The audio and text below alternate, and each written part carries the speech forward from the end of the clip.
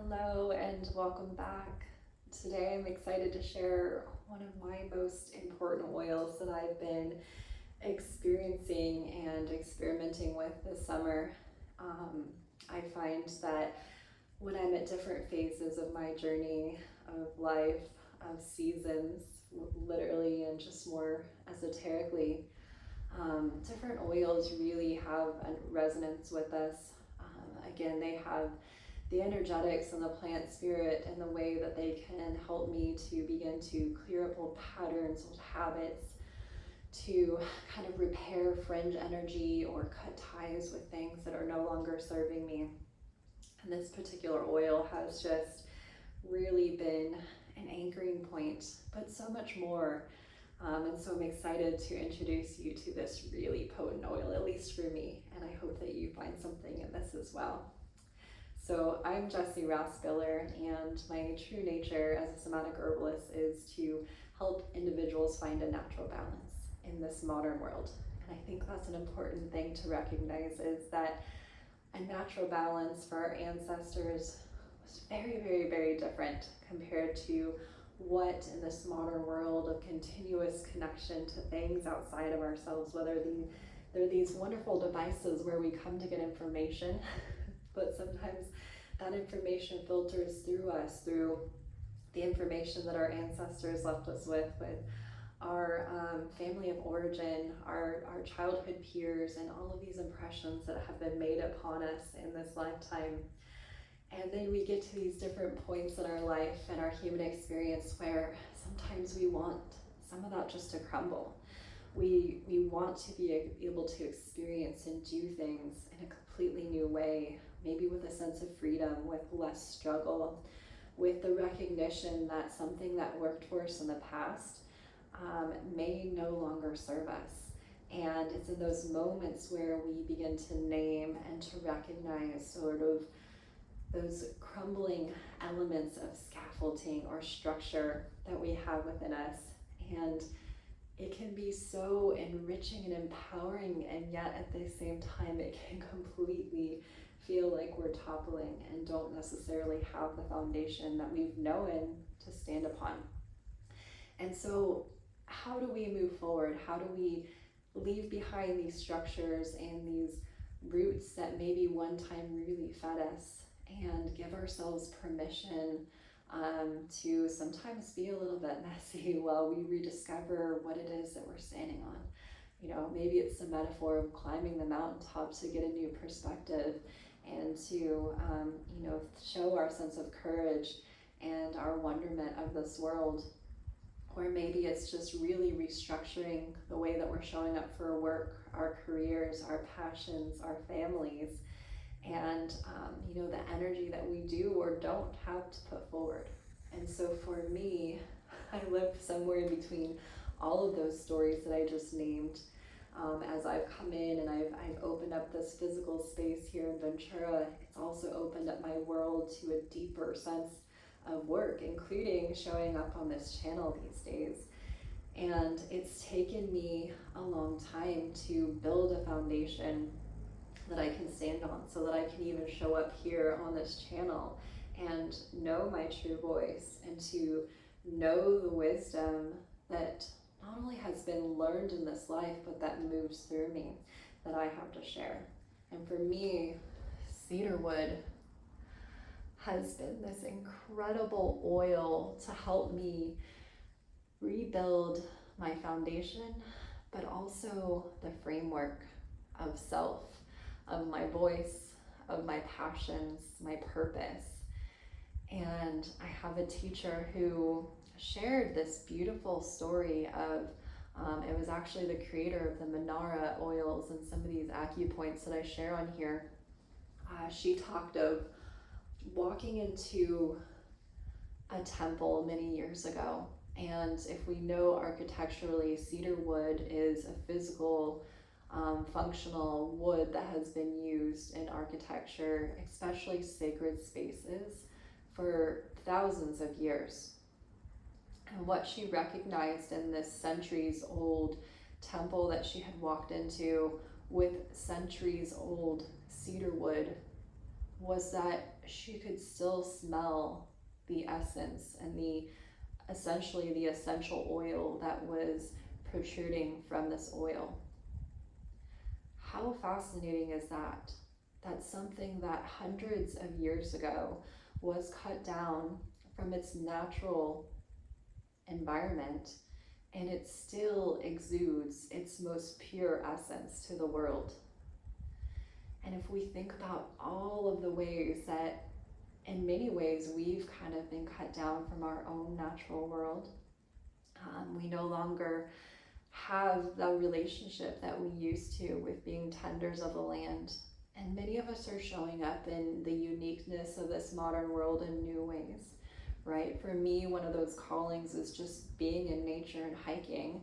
But my medicine that I get to share is through these oils and having a deep, profound respect for the plant spirits that I do work with, and sharing their stories with individuals so that they can continue to serve in these modern elements.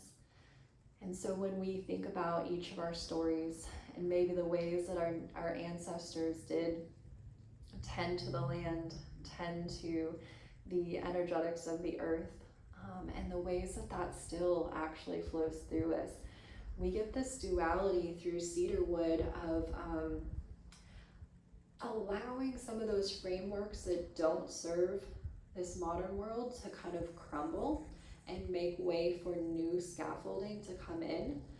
But then it also, just as I talked about in Rosemary last week, it has this dualistic factor of, again, meeting us where we are and being able to equally strengthen the foundation and the structural components of what our ancestors did filter through our DNA, our blood, our, cellular memory bodies.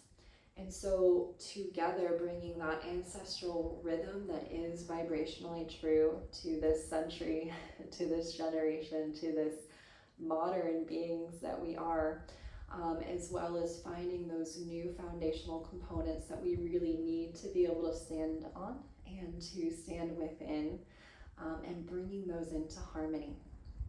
And then even more beautifully is the point that we're going to bring the wisdom of Cedarwood into. So we're going to work with a kidney point.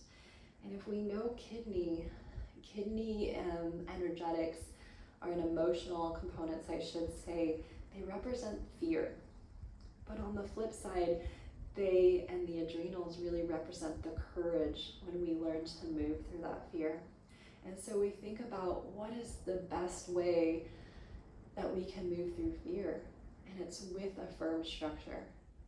And so again, for me, leaning on this oil and this point through most of the summer, it has been restructuring that past world that I let go of so much in the last year, bringing in this richness of plant medicine and ancestral wisdom, while trying to bridge into the world of this modern realm that we have, whether it's finding the energy and really prioritizing making YouTube videos, or meeting clients right here where they are, offering the nourishing touch combined with the plant spirits and allowing their energy bodies to take this all in. So, that's been my story of working with these points in this oil. And I would love, as I share with you this journey, and we take a few moments experiencing this, if you have a profound experience, please share that down in the comments. I find that when somebody can share how they've moved through one of these protocols, it really amplifies the way that we all begin to experience this experience, if you will. So we'll be working with kidney 3. There's a couple of different ways, depending on your mobility. We want to be able to be at an ease within the body. We can do this bilaterally, meaning both sides at the same time. Otherwise, you could get a little figure 4 in, doing one side at a time. But essentially what we're going to do is we're coming to the interior of our ankle bone. We're going to find that line where our arch meets the ankle bone. And then we're going to come just to the inside and just find that little divot. And hopefully you can see where that is. A lot of this is trusting your intuition You can also pull up an image of kidney 3, just so you can get a little bit more fine-tuned if you're feeling difficulty trusting that your fingers landed in the most appropriate spot. But again, I find that there's this internal wisdom that finds exactly where it's meant to be. So again, if you wanted to do this one side at a time, you'll just move through the first side with me, and then you can pause the video, do the other side. I'm going to do both sides at the same time. So what that will look like is just one drop of this precious, precious sacred oil that has been in ceremonies for centuries. And now it's going to be in a ceremony with us. Bring that oil, any finger is good, whatever feels most appropriate. And then again, just finding your way into that touch point. We're just using light touch, trusting that we drop into that kidney point. And I just want to name, like off the top, if one side feels more firm than the other, one side feels softer than the other, just noticing what you notice. We have 2 kidneys and we're on 2 points here, so breathing maybe a little energy into if one of those sides feels a little bit more resistant or a little more taut. And if there's an equilibrium between them, that's really beautiful too. Just bringing that light touch, your energetic focus down to this point. Maybe noticing the oil, noticing any occurrences that are happening. And then we'll just spend another moment or 2 here, tuning in, listening in.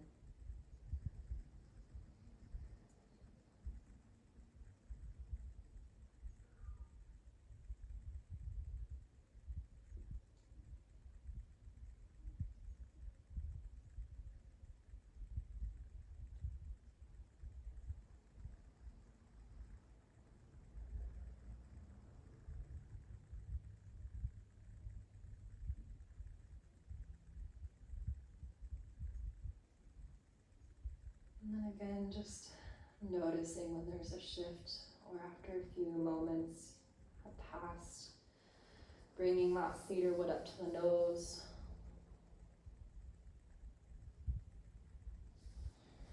And again, if you're doing the opposite side, go ahead and complete that.